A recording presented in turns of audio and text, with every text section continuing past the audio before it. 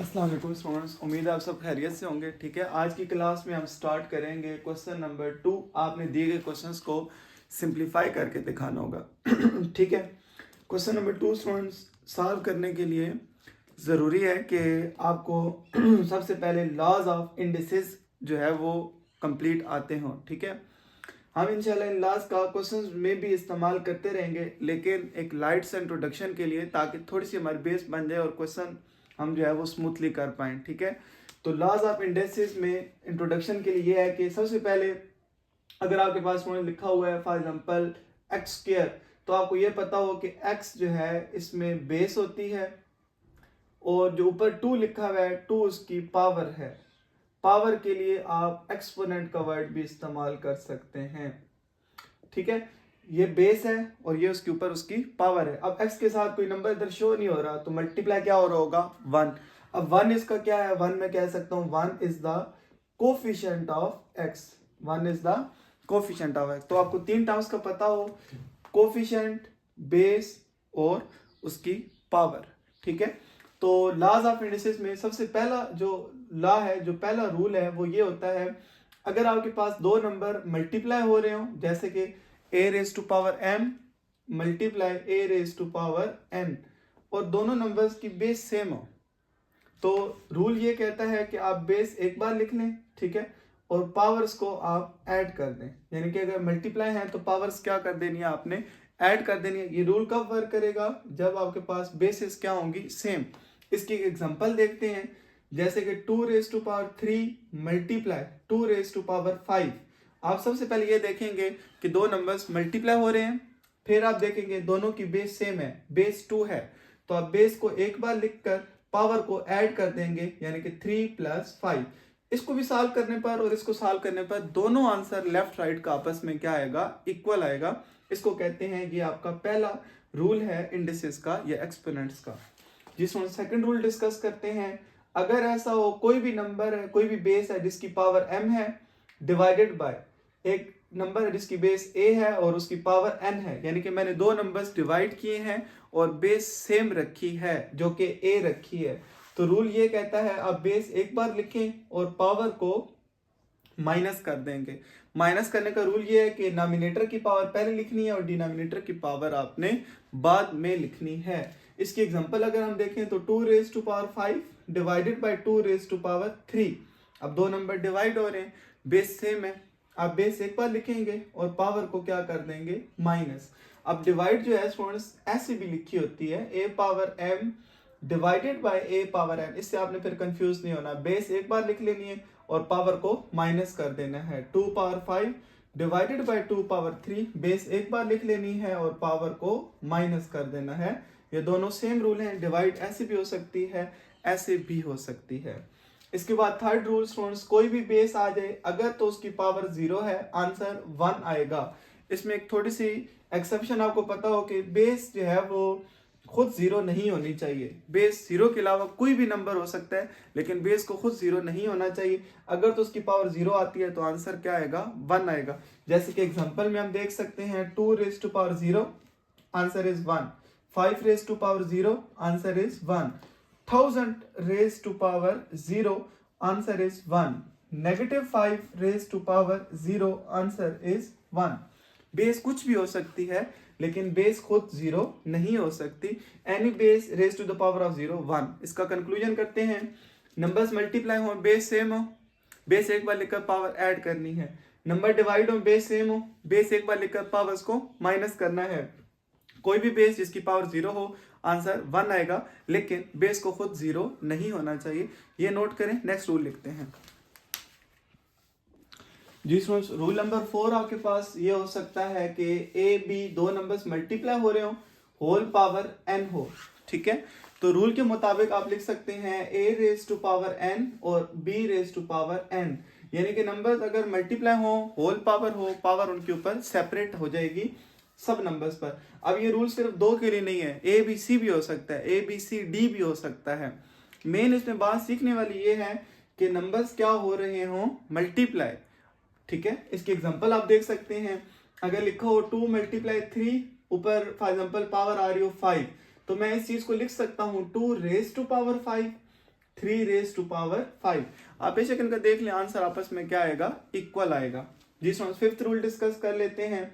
अगर तो दो नंबर डिवाइड हो रहे हो और दोनों के ऊपर होल पावर सेम हो, यानी कि पावर मैंने n रखी है, n से मुराद कोई भी नंबर हो सकता है, तो हम लिख सकते हैं a raise to power n, यानी कि डिनोमिनेटर के ऊपर पावर आ जाएगी और डिनोमिनेटर के ऊपर भी पावर सेपरेटली आ जाएगी। यहाँ पर एग्जांपल देख लेते हैं, 2/3 होल पावर 5 हो जाए तो मैं लिख सकता हूँ 2 रेज टू पावर 5 और 3 रेज टू पावर 5। ये जो होल पावर वाला रूल है ये एक तो मल्टीप्लाई के लिए है और एक डिवाइड के लिए, और ये प्लस माइनस के लिए वर्क नहीं करता। यानी कि अगर मैं ऐसे कह दूं a plus b whole power n और आप कहेंगे a की power n plus b raise to power n, तो ये जो है वो सरासर गलत है।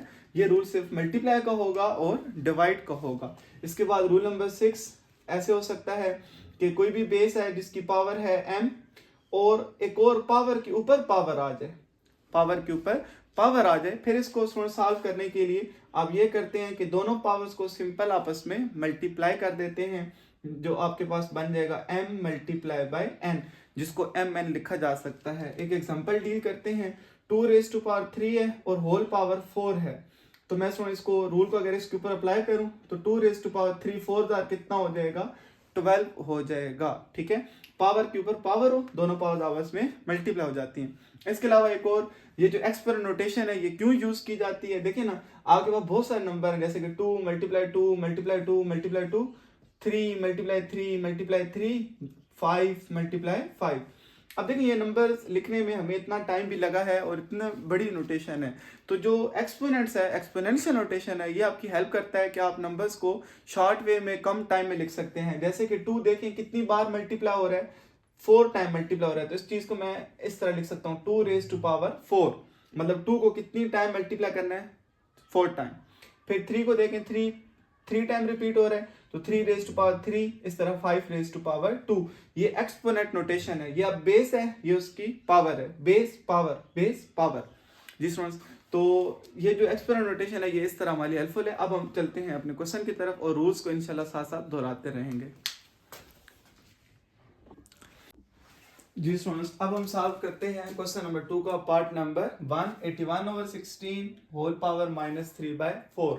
तो सबसे पहले इस क्वेश्चन को सॉल्व करने के लिए मैं आपको ये सजेस्ट करूंगा कि अगर तो नेगेटिव पावर आ रही है आप इसको पॉजिटिव बना लें। इसका इजी वे ये है कि जो अंदर फ्रैक्शन आ रही है इसको आप इस तरह इसका क्या कर दें, रेसिप्रोकल करते हैं। 81/16 है, आप इसको लिख दें 16/81। फ्रैक्शन को रेसिप्रोकल करने से पावर का साइन चेंज हो जाता है, माइनस हो तो प्लस हो जाता है, प्लस हो तो माइनस। जैसे कि -3/4 था तो वो हो जाएगा स्टूडेंट्स +3/4। थोड़ा सा डिस्कस कर लेते हैं कि ऐसा क्यों हुआ है। तो आपने ये पढ़ा है a/b होल पावर n, तो ये किस तरह सॉल्व होती है, a raise to power n divided by b raise to power n। जी स्टूडेंट्स, अब आप ये चलिए मैं आपको नेगेटिव में एग्जांपल दे देता हूँ ताकि आपको पॉजिटिव बना दूं। ठीक है, तो a raise to power -n आ जाएगी और b raise to power -n आ जाएगी।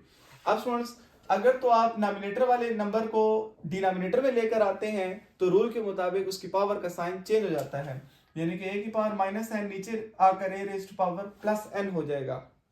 इसी तरह b raise to power -n ऊपर जाकर b raise to power +n हो जाएगा। यानी कि रूल ये है कि नॉमिनेटर से डिनोमिनेटर में जाएं या डिनोमिनेटर से नॉमिनेटर में, पावर का साइन चेंज कर दिया जाता है। तो स्टूडेंट्स b/a दोनों की पावर चूंकि n है तो होल पावर क्या लगा देते हैं n, जबकि लेफ्ट साइड पर देखें क्या था a/b होल पावर -n। तो जब देखें फ्रैक्शन का हमने रेसिप्रोकल किया है, a/b था, b/a किया है, तो पावर क्या हो गई है, उसका साइन चेंज हो गया है। यही चीज यहाँ पर अप्लाई की है। अब होल पावर है स्टूडेंट्स, आप नॉमिनेटर पर भी इसको सेपरेट करेंगे 16 रेज टू पावर 3/4 और डिनोमिनेटर पर भी सेपरेट करेंगे 81 रेज टू पावर 3/4।